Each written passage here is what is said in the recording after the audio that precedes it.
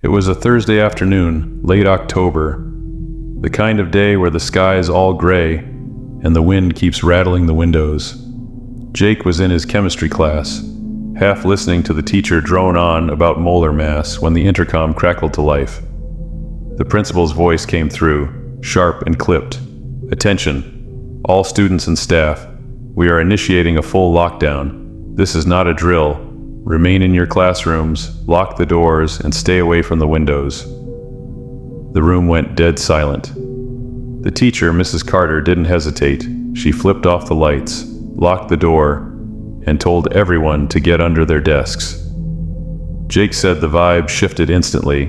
Kids were whispering, texting under the tables, trying to figure out what was going on. The school had done drills before, but this felt different. The principal's voice had this edge to it, like he was trying to stay calm but wasn't. Minutes dragged by. No one knew why they were locked down. No sirens outside. No rumors of a gunman. Nothing. Just silence, except for the occasional creak of the building settling. Jake was crammed under his desk, his knees aching when he heard it. A faint whisper. At first, he thought it was one of the other kids messing around, but when he glanced around, everyone else looked just as confused as he was. The sound was coming from the air vent above his desk. It was low, raspy, like someone trying to talk through a sore throat. He couldn't make out words, just this muttering. He nudged his friend Tyler, who was under the next desk, and whispered, "You hear that?" Tyler frowned, listened, then nodded slowly. His face went pale. The whispering got louder, clearer. It wasn't random anymore. It was a voice, a woman's voice, saying, they're coming," over and over. Jake said it didn't sound like a recording or anything mechanical. It sounded alive, desperate. Mrs. Carter noticed the kids starting to fidget and Hiss whispered at them to stay quiet, but Jake could tell she hadn't heard it yet. Then the lights flickered, not just once, but 3 times, like something was messing with the power. The whispering stopped dead when the 3rd flicker hit. For a second, Jake thought it was over, until the vent rattled, not like a loose screw or the AC kicking on. It was a hard, deliberate bang, like something was moving inside it. Tyler grabbed Jake's arm so tight it hurt. "Dude," he whispered, "what the hell is that?" Before Jake could answer, a shadow passed over the vent grate. It was quick, but Jake swore he saw it. A shape, too big to be a rat or a squirrel, sliding past the slats. The whole class heard the next bang. Kids gasped, and Mrs. Carter finally looked up, her face tight with the fear. She grabbed her phone, dialed the office, and whispered something Jake couldn't hear.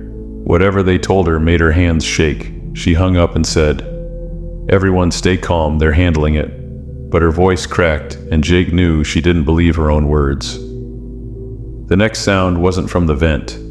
It was from the hallway, a slow, dragging scrape, like someone pulling a heavy bag across the floor.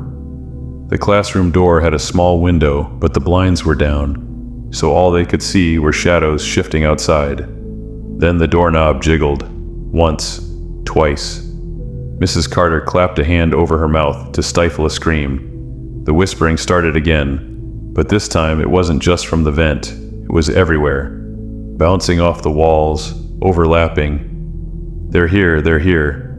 Jake said it felt like the air got heavy, like something was pressing down on his chest. He looked at Tyler, who was mouthing, "We're screwed," over and over. The lockdown lasted 47 minutes. When the intercom finally buzzed and the principal said, "All clear," no one moved at first. Mrs. Carter unlocked the door, peeked out, then waved them into the hall. It was empty. No cops, no explanation. Later, the school sent an email saying it was a miscommunication with the alarm system. But Jake said the vent in that classroom was sealed shut the next day, and Mrs. Carter quit a week later. He still doesn't know what was in there, or what was coming, but he's sure of one thing: whatever it wasn't human. It was a Friday morning, first period, and Sarah was in the bathroom near the gym. She'd skipped out of PE to fix her makeup. Nothing dramatic, just a quick touch-up. The bathroom was empty, the usual hum of the fluorescent lights buzzing overhead. She was at the sink when the loudspeaker blared. "This is a lockdown. Teachers, secure your rooms. Students, find the nearest safe space immediately. This is not a drill." Sarah froze. She wasn't supposed to be there. Classrooms were safe spaces, not bathrooms. But the gym was 2 hallways away, and she could already hear doors slamming shut as teachers locked up. She figured she'd just stay put, lock herself in a stall, and wait it out. She'd done drills before. It'd be fine, right? She ducked into the farthest stall, locked it, and sat on the toilet with her feet up so no one could see her from under the door. The school went quiet, too quiet. No footsteps, no voices, just the faint drip of a leaky faucet. Then she heard it, a soft giggle. It was high-pitched, like a little kid, coming from the other side of the bathroom. Sarah's stomach dropped. She hadn't heard anyone come in. No door creaking, no shoes squeaking on the tile. She held her breath, listening. The giggle came again, closer this time, maybe by the sinks. She peeked through the crack in the stall door, but the bathroom looked empty. Just the row of mirrors, the trash can, the flickering lights. Then the lights went out. Not a flicker, a full blackout. Sarah clapped a hand over her mouth to keep from gasping. The giggling stopped, replaced by a new sound. Footsteps. Small, light footsteps, like a child's, pattering across the floor. They stopped right outside her stall. She couldn't see anything in the dark, but she felt it. Something was there. The air got cold, like someone had opened a freezer door. Then a voice whispered, "I see you." It wasn't mean or angry, it was playful, like a kid playing hide and seek. Sarah said her whole body locked up. She couldn't move, couldn't breathe. The stall door rattled just once, like something tugged it.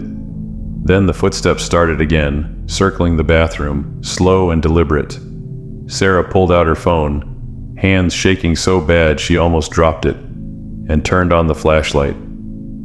The beam lit up the stall, empty, thank God, but when she aimed it under the door, she saw something that made her blood run cold, a shadow, small, maybe 3 feet tall, standing perfectly still by the sinks.